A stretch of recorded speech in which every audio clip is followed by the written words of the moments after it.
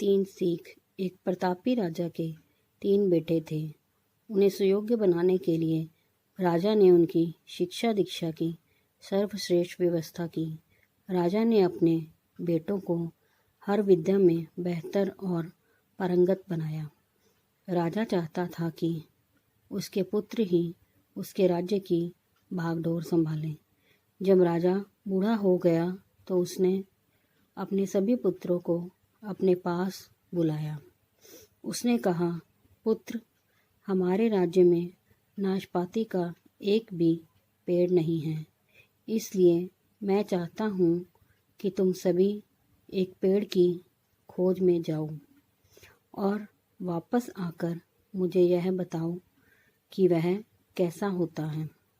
लेकिन राजा ने एक शर्त भी रखी कि उनके तीनों बेटे अलग अलग और 4-4 माह के अंतराल में जाएंगे। इसके बाद तीनों आकर एक साथ प्रश्न का उत्तर देंगे।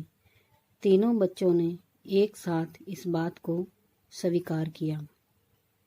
राजा का बड़ा बेटा सबसे पहले गया, उसके बाद मंझला और सबसे आखिर में सबसे छोटा बेटा गया।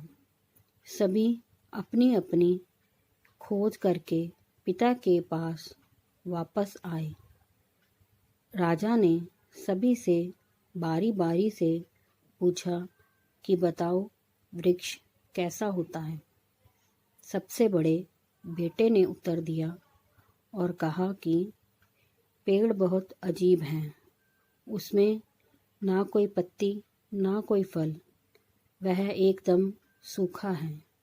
यह सुन तुरंत ही मंझले बेटे ने कहा, नहीं तो वृक्ष तो बहुत हरा भरा होता है, लेकिन उसमें फल नहीं लगते हैं, बस यही एक बड़ी कमी है। यह सुन तुरंत ही सबसे छोटा बेटा बोला, मेरे दोनों बड़े भाई किसी अन्य वृक्ष को देखकर आ गए हैं।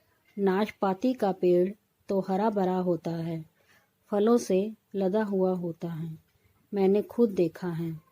तीनों बेटे अपनी अपनी बात पर अड़ गए। तब उनके पिता ने कहा कि जो तुमने देखा उसे ही सही मानो, वास्तव में वही सत्य है। तुम तीनों नाशपाती का ही वृक्ष देखकर आए हो। जो तुमने बताया है वह उसी वृक्ष के बारे में है, लेकिन तुमने अलग अलग समय में उसे देखा है। राजा की बात सुनकर तीनों पुत्र एक दूसरे का चेहरा देखने लगे। राजा आगे कहने लगा, पुत्रों, मैंने जानबूझकर तुम तीनों को अलग अलग मौसम में भेजा था। ऐसा मैंने तुम्हें जीवन की एक गहरी सीख देने के लिए किया था।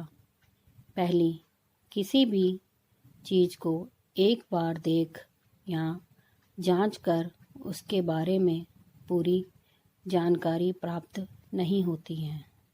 किसी भी व्यक्ति या वस्तु के बारे में जानकारी प्राप्त करने के लिए उसका अवलोकन लंबे समय तक करना पड़ता है। किसी के बारे में राय जल्दी नहीं बनानी चाहिए। दूसरी, हर मौसम हमेशा एक सा नहीं रहता है।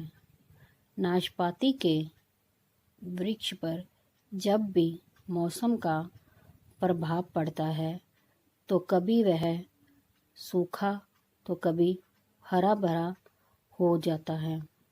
ऐसे ही जीवन के उतार चढ़ाव में सुख दुख, सफलता असफलता का दौर आता है।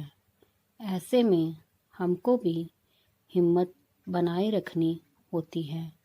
मौसम की तरह बुरा समय भी गुजर जाता है।